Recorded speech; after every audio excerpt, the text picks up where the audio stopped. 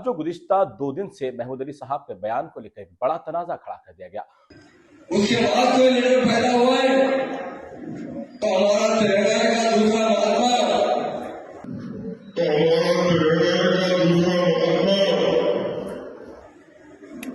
1954 में केसीआर साहब पैदा हुए।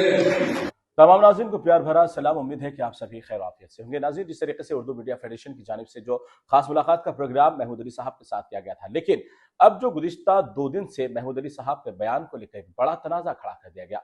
और बड़ी तनाज़े का मसला यह है कि खुलफ़ाए राशिदीन में 4 अरबाइन जो है उसमें खलीफा दुवम हज़रत सैयदना उमर रज़ियल्लाहु तआला के मामले को लेकर एक उनकी बात को क्या कट करके पेश किया गया, तोड़ मरोड़ के पेश किया गया, या फिर हकीकत में वज़ारत दाखिला हमारे मोहम्मद महमूद अली साहब जो हमारे साथ मौजूद है उनकी ज़बान से या वाक़ई में उमर फारूक रज़ियल्लाहु अन्हु की शान में कुछ गुस्ताखाना अल्फाज निकले। इन तमाम हालात को जानने के लिए आज फिर वज़ीर दाखिला के साथ हम यहाँ पर पहुंचे हैं, क्योंकि ये एक बड़ा ही कठिन मसला है। क्योंकि इस्लाम के अंदर जब भी मुखालिफत में आवाज़ उठती है तो सब जानते हैं कि शहर के हालात क्या हो जाते हैं, लेकिन इस तनाज़े को ठंडा करने के लिए वज़ारत दाखिला का वज़ाहत बयान ज़रूरी है। तो सबसे पहले मैं आपका फिर से खैर मकदम करूँगा कि जिस तरीके से महमूद अली साहब आपके ऊपर बड़ा इल्ज़ाम ये लगाया जा रहा है कि आपने हज़रत उमर रज़ियल्लाहु तआला अन्हु की शान में गुस्ताखी की है, उनको आपने केसीआर के ताबे की है, ये बड़ी बात नौज़ बिल्लाह। तो इसके ऊपर क्या कहेंगे वज़ाहती बयान में आप? अब्दुल्ला भाई, ये कभी सोच भी सकते हैं? कोई भी बात बताना चाहता हूँ जी। उमर रज़ियल्लाहु अन्हु के सामने तो हजारों की गर्दनें भी शहीद कर दी जाए तो मामूली बात है। जी। हम बड़ा एहतराम करते हैं, हम मुसलमान हैं। बराबर। हम जो है महात्मा गांधी से कंपेयर किया गया, क्योंकि हम हमेशा केसीआर साहब को दूसरा गांधी करते हैं। जी। हमने खुद कहा कि हमारे तेलंगाना के दूसरे गांधी जी। केसीआर साहब जन्म के बारे में कहें, आप जी। देख लीजिए, आप तफसील से हमारे बयान को दीजिए। एक चैनल वाले ने उसे, जो हमारे अपोजिट में काम कर रहा है, उसे तोड़ मोड़ के पेश किया गया। जी।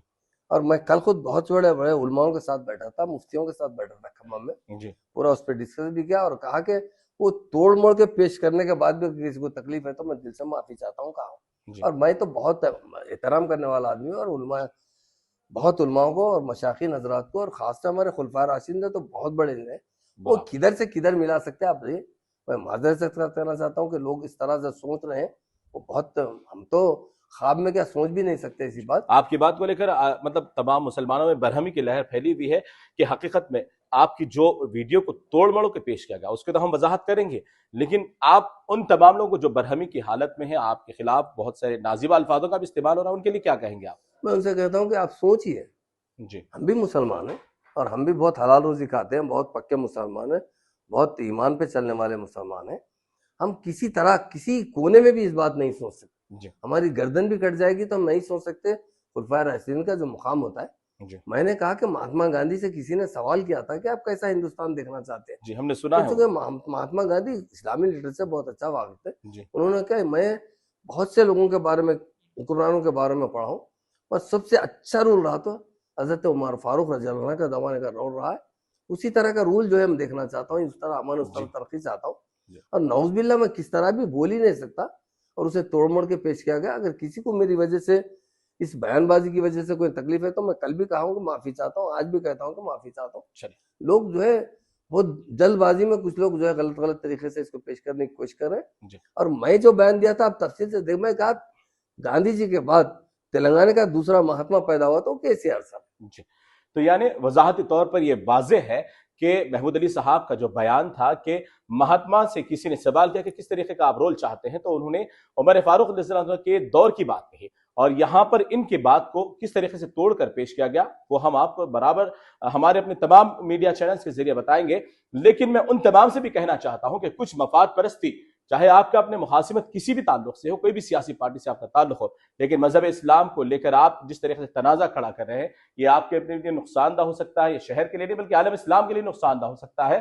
तो मैं आप सभी उन हजरात को भी इंतबाह देता हूं कि बेवजह इंतखाबी मौसम के दौरान इस तरीके से खुलफाए राशिदीन को लेकर हो या इस्लामी मज़ाहिब के ताल्लुक से हो, किसी भी मजहब के ताल्लुक से आप अपने चंद वोट हासिल करने के लिए मुसलमानों के जज्बात को मजरू ना करें। तो इस तरीके से हमारी खास मुलाकातें जारी रहेगी, लेकिन हजरत उमर रज़ियल्लाहु अन्हु के बात को लेकर जो तनाज़ा खड़ा किया दिया उस मामले का खुलासा करने के लिए हम वज़ारत दाखिला के पास मौजूद हुए, और उन्होंने फिर एक मरतबा अवामुन्नास के दिल को पहुंचने वाली ठेस को लेकर माफी मांगी है, और उन्होंने कहा कि अगर आप हकीकत जानना चाहते हैं तो इस वीडियो को जरूर देखें। बड़े बड़े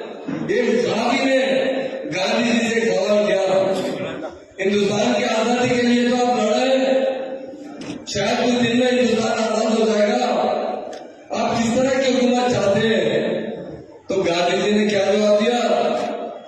उमर फारूक रज़ियल्लाहु के जमाने की हुकूमत थी, वैसे हुकूमत हिंदुस्तान में चाहते हैं, क्योंकि तारीख बताती है दुनिया में कभी इंसाफ हुआ है, हज़रत उमर फारूक रज़ियल्लाहु के जमाने में इंसाफ हुआ है। उसके बाद कोई लीडर पैदा हुआ है तो हमारा तिरंगा का दूसरा महात्मा,